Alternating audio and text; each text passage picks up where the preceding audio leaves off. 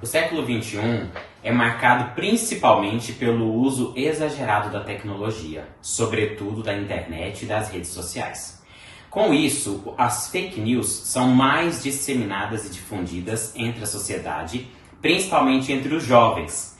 Alguns estudiosos chegam a dizer que nós estamos vivendo o fenômeno da pós-verdade, ou seja, as fake news elas têm um peso muito maior do que a realidade. Então é sobre isso que nós vamos refletir hoje numa entrevista com o padre Eduardo César. Na era da pós-verdade, o que impede o cristão de seguir Jesus? Antes de responder a essa questão, eu penso que é importante a gente compreender melhor o que significa pós-verdade. Porque para muitos, pós-verdade pode ser compreendida como a naturalização da mentira. É como se a mentira tivesse se tornado algo normal. Na realidade, se a gente fosse discutir o que significa verdade, a gente poderia gastar aqui bastante tempo, porque há muitas ideias filosóficas, teológicas, inclusive psicológicas também, sobre o que é verdade. Sobretudo nesse tempo que nós estamos vivendo, que a gente poderia também chamar de um tempo de perspectivismo filosófico. O que seria isso? Nesse momento não interessa tanto o fato. Aliás, se pergunta se o fato existe de verdade. Né? Porque o modo de contar o fato, o modo de narrar o fato muda a partir das perspectivas que vivenciam o fato. Né? Quer dizer, então parece que existe pelo menos duas vertentes aí. Uma de que uma que acredita que há o fato bruto e esse pode ser acessado num discurso, e outra perspectiva que adota que o fato bruto se perde quando ele é contado. Mas a pós-verdade, ela é uma relativização da verdade. Não é tanto a verdade que importa. É muito mais o acesso à emoção, é muito mais a opinião, a formação de grupos ao redor de uma opinião, a formação de bolhas de opinião e bolhas fechadas, difíceis de penetrar. Além disso, muitas vezes o inculcamento de uma falsa ideia, por exemplo, até hoje quem acredite que o dono da Friboi é o filho do Lula, ou que o Putin, presidente da Rússia, iria mesmo invadir, ou tem um plano de invadir os Estados Unidos. Essas notícias que são fake news, que são publicadas e que são cridas com muita veemência, porque foram inculcadas. Então a pós-verdade ela tem um fenômeno de repetição, ela tem um fenômeno de inculcamento, de unir muitas vezes a verdade com a mentira, de pôr as duas coisas muito próximas e desse jeito fazer passar a mentira junto com a verdade, ou às vezes de deixar lacunas e as lacunas são completadas por quem recebe a notícia, podendo ser completada da maneira que for, a partir de quem a lê. Então é um fenômeno muito vasto. E aí quando vocês me perguntam assim, se isso impede, atrapalha o seguimento de Jesus, eu teria uma resposta um pouco mais complexa para dar. Em primeiro momento, assim, num primeiro momento, eu diria que não. Que não, porque em se tratando de seguir Jesus Cristo, nós não seguimos uma verdade teórica. Nós não seguimos uma verdade filosófica, nós não seguimos uma verdade que conteudística, nós poderíamos dizer assim. A verdade que a gente segue é a verdade de uma pessoa. Né? Quando Jesus diz, por exemplo, eu sou o caminho, a verdade e a vida, a verdade a que ele se refere é a sua pessoa mesma. Né? Então, eu penso que em primeira mão, não. Mas também dá para se perceber aí que como há uma infinitude de informações, as pessoas ficam perdidas, muitas vezes confusas, se perguntando o que fazer, o que seguir, como se portar. Dizem que se tudo deu certo, todos nós somos neuróticos. E uma das posições dos neuróticos é justamente se perguntar muito o que fazer. E na infinitude de informações que a gente tem, a gente pode ficar perdido, e a gente fica de fato perdido, entre o que fazer. Se perguntando o que fazer, que é um jeito de, inclusive, não fazer nunca. Mas a gente se pergunta, então como seguir Jesus quando há muitas ideias sobre ele, muitas ideias transmitidas pelos padres que estão nas mídias, muitas ideias que são transmitidas pelas inúmeras interpretações, pelas inúmeras perspectivas. Então, há uma perdidura aí, uma perdidura em meio a esse montante de informação. Eu penso que isso é uma das coisas que pode, de fato, atrapalhar o seguimento de Jesus, embora, se as pessoas soubessem que Jesus é a verdade, o seu agir é a verdade, isso seria suficiente para as pessoas não ficarem desorientadas. Porém, não é isso que acontece, especialmente num terreno de evangelização que a gente tem hoje, que é de primeiro anúncio ainda. Não é? Embora as pessoas se digam cristãs, elas não sabem muito sobre a vida cristã, né? E podem ficar perdidas em meio a esse montante, a essa infinitude confusa de verdades e perspectivas. Qual o papel da consciência na vida do cristão? Então, essa pergunta é muito curiosa, interessante, porque a igreja compreende, eu também compreendo assim, que a consciência é o terreno sagrado do ser humano, o solo sagrado do ser humano. A moral renovada fala mais da consciência do que ela já foi falada em outras épocas da igreja, né? Parece que quando se trata de moral, né, não se pode pensar sobre isso, assim, como se não pudesse ter uma reflexão ética a respeito da moral.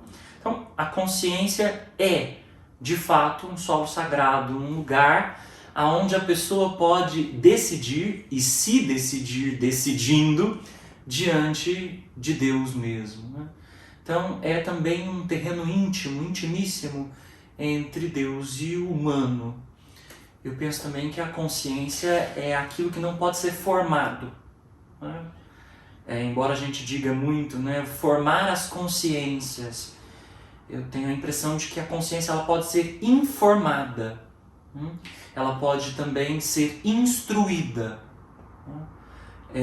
informada porque de algum modo é só a pessoa na sua intimidade que pode se valer da informação e da instrução de algum modo e fazer a sua própria formação.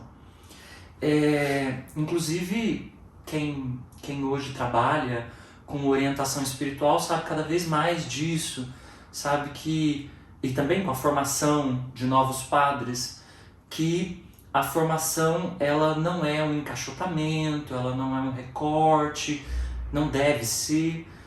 Antes, ela é muito mais a informação, munir o candidato de condições para ele mesmo cuidar da sua formação diante de Deus, né? Então, é algo muito particular. Além disso, eu acho que a consciência ela não é o único senhor da nossa casa, assim, da nossa subjetividade, né? A gente não faz as coisas só conscientemente, não decide só conscientemente.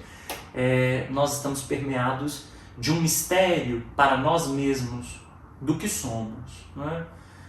Um mistério dentro das nossas intenções, dentro das nossas decisões, que escapa a nós mesmos. Então a consciência ela é um espaço de responsabilidade e de responsabilização, mas é também preciso desenvolver uma responsabilidade por esse mistério dentro da nossa intenção, ou esse mistério alheio à nossa intenção. Porque muitas vezes a gente experimenta isso, algo que é aleatório, alheio e mesmo contraditório à nossa própria intenção. O senhor acredita que o mundo virtual, com o turbilhão de fake news, nos manipula? Então, uma vez eu li que quando a fábrica surgiu, né, quando na primeira Revolução Industrial e as linhas de trabalho foram organizadas, havia uma máquina que controlava o ser humano. E não era a máquina a vapor, era o relógio. O ser humano, ele se orientava pelo relógio. Hoje a gente não tem mais o relógio nas paredes, quer dizer, até temos, mas o relógio no braço, o relógio na parede, eles não são tão fundamentais quanto o relógio que está na palma da nossa mão, no celular, que ficou fluido, né? Nas novas tecnologias, no celular, no iPad, no tablet. Essa fluidez do relógio para dentro destes novos meios de comunicação diz algo sobre o nosso tempo também. Como é que o nosso tempo se tornou fluido, o nosso tempo se tornou algo menos concreto e como a gente se tornou mais manipulado e mais preso, ligado a esses meios de comunicação, esses novos meios de comunicação. De fato, nós estamos vivendo um tempo de muito mais acesso à informação. Esses novos meios dissolveram o espaço, porque a gente consegue acessar alguém que está lá do outro lado do mundo. Dissolveram o tempo, porque a gente consegue acessar notícias em tempo real, que aconteceram também do outro lado do oceano. Dissolveram o nosso tempo, porque o tempo não é mais essa concretude, mas é isso que é fluido e a gente está mergulhado nele, navegando. Olha que interessante essa palavra, navegar na internet, né? O Bauman diz que talvez a gente não esteja navegando, mas que a gente esteja mergulhado e sem condições de sair para secar a margem, né? Então a gente está no flow da internet, que é uma expressão assim para dizer no mar, no oceano da internet e sem condições de sair, né? Para pensar, para refletir. Por isso a gente não tem condições ou não tem tido condições de refletir sobre as informações, o que torna a formação mais complicada, né? O que torna a própria tarefa da inteligência mais complicada, porque inteligência é a capacidade de você ler a realidade dentro das coisas, né? Dentro da história, e a partir desse fenômeno da velocidade da informação, a gente já não tem tempo mais para refletir. Então, eu penso sim que nós somos manipulados como éramos manipulados na fábrica, nas linhas de produção, agora de um jeito mais fluido, mais discreto. Somos manipulados porque não temos tempo de secar a margem. Somos manipulados por causa das fake news, né? Porque nem sempre vamos confirmar as informações, nem sempre vamos em busca dos fatos propriamente, de compreender se aquilo que a gente recebeu como notícia é verídico ou não é verídico, e a gente logo passa isso adiante, né? Eu penso que nós somos manipulados, inclusive por conta dessa incapacidade de meditar sobre aquilo que nos chega, né? De algum modo deixar que isso decante, né? Então chega uma informação, isso não decanta, chega outra informação, a gente não decanta isso de novo. Então nós temos, de fato, cada vez pessoas muito mais bem informadas, mas com mais dificuldade de fazer associações, de fazer elaborações daquilo que recebe, de fazer crítica, de ter crítica daquilo que recebe, e como um fenômeno da pós-verdade, como eu já disse, é justamente o apelo à opinião, cada vez mais nós temos bolhas de opiniões fechadas, inacessíveis, que o Bauman também chama de autismo eletrônico. É isso, esse fechamento ao outro. Nada que o outro faça entra nessa bolha. A gente fica completamente inafetado e apenas afetado por aquilo que a gente busca. Então a gente vai buscar sempre aquilo que já acreditamos. aquilo que a gente já acredita que é a verdade, aquilo que a gente já acredita que é a nossa opinião, a gente busca esse tipo de informação. Então a gente vai atrás daquilo que já estamos convencidos. É uma espécie de autismo nesse sentido eletrônico. Nunca tivemos tanto acesso às informações. Tanto as notícias falsas quanto as verdadeiras correm com a mesma velocidade. E muitas vezes as falsas são até mesmo mais interessantes. Que reflexão podemos tirar disso? Então, verdadeira para quem, né? E falsa para quem? E por que as falsas seriam mais interessantes?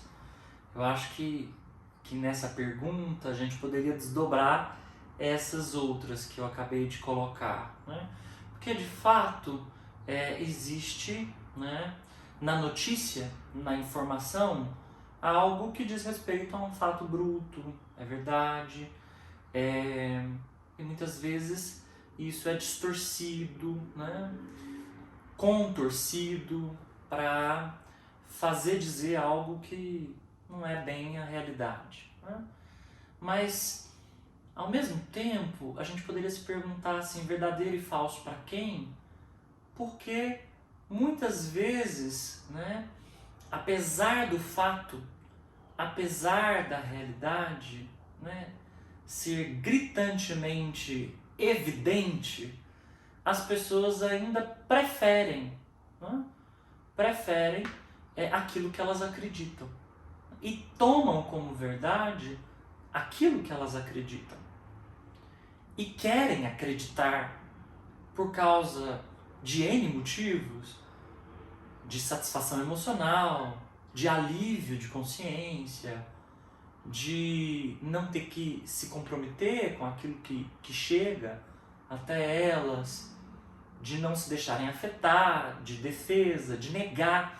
O negacionismo, por exemplo, é uma defesa, né? Uma defesa que já vem cunhada assim, desde o século passado por Freud, por exemplo, é uma defesa contra a realidade, porque a realidade muitas vezes atravessa de um jeito que desconstrói, né, a pessoa. Então, de algum modo, as pessoas optam pelo verdadeiro delas, né? Escolhem qual é o verdadeiro que elas querem, recortam essa verdade. Então, por que o falso interessa mais, né?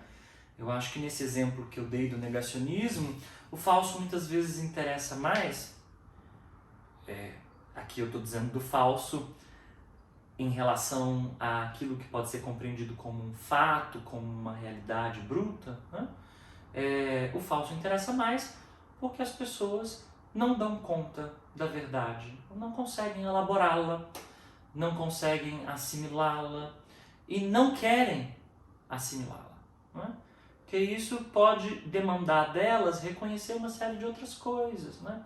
Reconhecer que elas estão erradas, reconhecer equívocos, né? A ignorância muitas vezes está ligada com outro afeto, que é o ódio, né? A gente poderia até brincar assim, com essas duas palavras e chamá-las de ignoródio, né?